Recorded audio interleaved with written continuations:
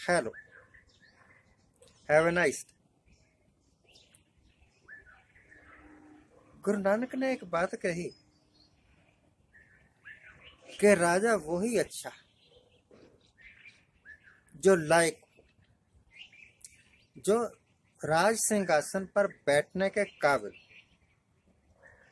जो अपने मुल्क का, अपनी प्रजा का ज्यादा से ज्यादा हित कर सके।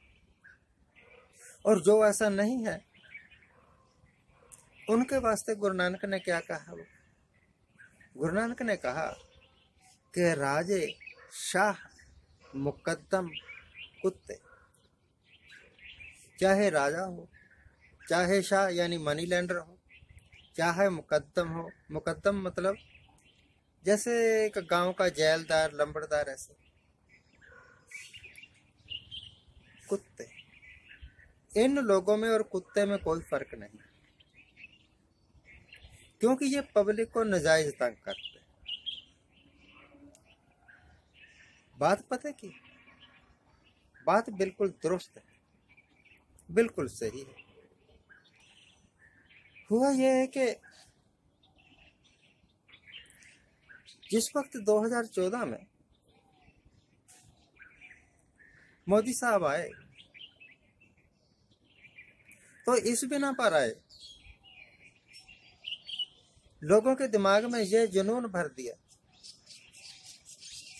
हर एक आदमी जो इकोनॉमी के बारे में कुछ नहीं जानता,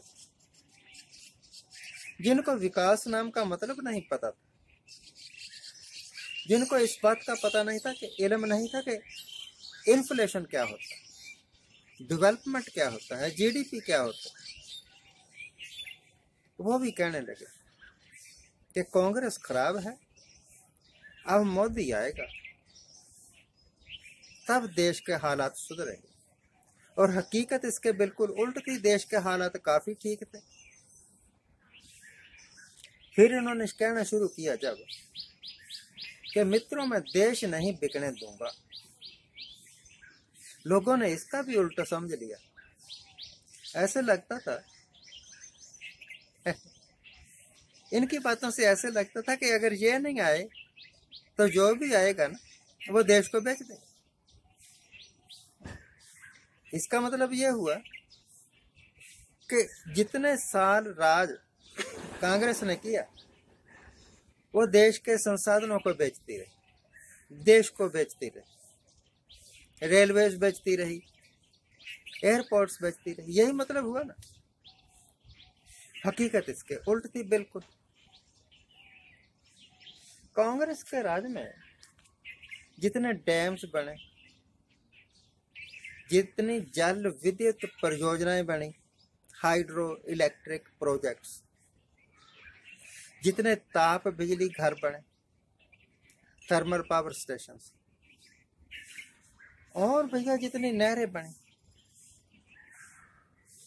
हिंदुस्तान की सबसे बड़ी नहर, जिसको इंदिरा गांधी कनाल बोलते हैं आजकल हम, वो मोदी ने नहीं बनाई थी। भाखड़ा नंगल डैम मोदी ने नहीं बनाया था।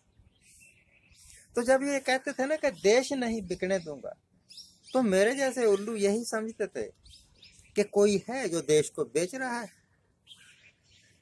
और अब मोदी आएगा और ये ब्रेक लगा देगा, देश को बिकने नहीं देगा।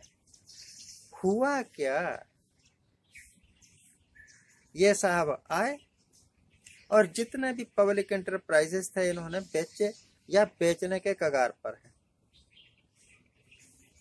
तो गुरु नानक कही हुई बात आज 16 आने सच हो रही है। साहब जिस वक्त आउट ऑफ पावर थे तो कहा करते थे कि महंगाई कांग्रेस के जमाने में हुई है, मैं आऊंगा तो महंगाई खत्म हो जाएगी। और जिस वक्त शहनशाह आलम बन गए, ये किया क्या? जो 400 का बिकता था सिलेंडर, 1000 में बिकने लग गया। तो महंगाई कम नहीं की, बढ़ाई। महंगाई कम नहीं की, बढ़ाई। गरीबी कम नहीं की, बढ़ाई। बेरोजगारी कम नहीं की, बढ़ाई। तो इससे यह साबित होता है कि लोगों को बेवकूफ बनाए, राजगद्दी प्राप्त की। फिर जो इनके मन में था, जो मकार आदमी होता है ना, उसकी जुबान पर कुछ और होता है, उसके मन में कुछ और होता है। डॉक्टर मनमोहन सिंह की सरकार में कभी ऐसा नहीं हुआ कि डॉक्टर साहब ने कहा कुछ और हो, किया कुछ और हो। और इनके राज में जो कुछ ये कहते हैं वो करते नहीं, और जो कुछ ये करते हैं उसका पता भी नहीं लगता किसी को, चुपके चुपके ही हो जाता है सब कुछ। क्यों? क्योंकि ये राज करने के काबिल नहीं,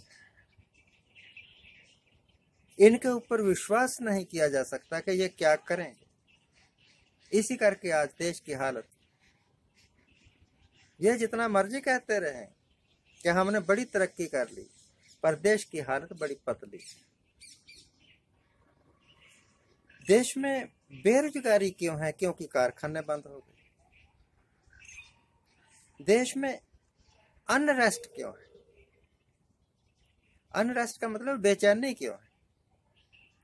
क्यों यूपी के, बिहार के लोगों को पंजाब में, हरियाणा में आके यहाँ मजदूरियां करनी पड़ती है, सड़ी हुई झुग्गियों में रहना पड़ता है, अच्छा पानी नहीं मिलता पीने को, साफ स्वच्छ जल नहीं मिलता पीने को, पखाना जाने के लिए कोई जगह नहीं होती, कपड़े धोने के वास्ते बड़ी प्रॉब्लम होती। क्यों नहीं यूपी में, बिहार में इनको रोजगार दे सकी वहां की सरकार? और कोई नहीं कहता कि वहां की सरकार नालायक रही। क्यों हिंदुस्तान के, पंजाब के, हिमाचल के लाखों लोगों को मध्य एशिया में, अमेरिका में, कनाडा में जाना, आज किसी को पता लग जाए ना, किसी को उम्मीद जाग जाए कि मेरा कनाडा का वीजा लग रहा है, तो बिना सोचे कि कनाडा जाके मैं करूंगा क्या काम करूंगा, वो तैयार हो जाता है यहाँ का सब कुछ बेच के कनाडा जाने के वास्ते। क्यों हुआ ऐसा? क्योंकि यहाँ की सरकारें यहाँ के नौजवानों के वास्ते अच्छे रोजगार के अवसर ही पैदा नहीं कर सके। यूनिवर्सिटीज को प्राइवेट कर दी और यूनिवर्सिटी को नॉलेज का केंद्र नहीं, बिजनेस का केंद्र बना दिया। जिस वक्त मैं पढ़ता था, खैर मैं तो बहुत पुराना पढ़ा, कभी जो कोर्सेस सरकारी यूनिवर्सिटीज में 4-5 हजार रुपए की फीस से हो जाते थे ना पूरे, वही कोर्सेज आज करने के वास्ते 2.5 से 15 लाख रुपया लगता है। क्या आप सोने या चांदी की भस्म पड़ाते रहते हो गोल गोल के स्टूडेंट्स को कि आप इतने पैसे लेते हो? और आज जो प्रोफेसर पढ़ा रहे हैं उनका नॉलेज हमारे से आधा है, बल्कि ऐसे कह लो कि नॉलेज कुछ नहीं, ज्ञान कुछ नहीं, बस सिर्फ पैसे दे दो और डिग्री ले लो, बड़ा हिसाब। ये इतने दुर्गति क्यों हुई एजुकेशन की, बिजनेस की, जीवन स्तर की? जीवन, जब मैं कहता हूँ जीवन स्तर, तो ज्यादा गरीब हो रहे हैं इसका। इन द नटशेल अगर मैं बोलूं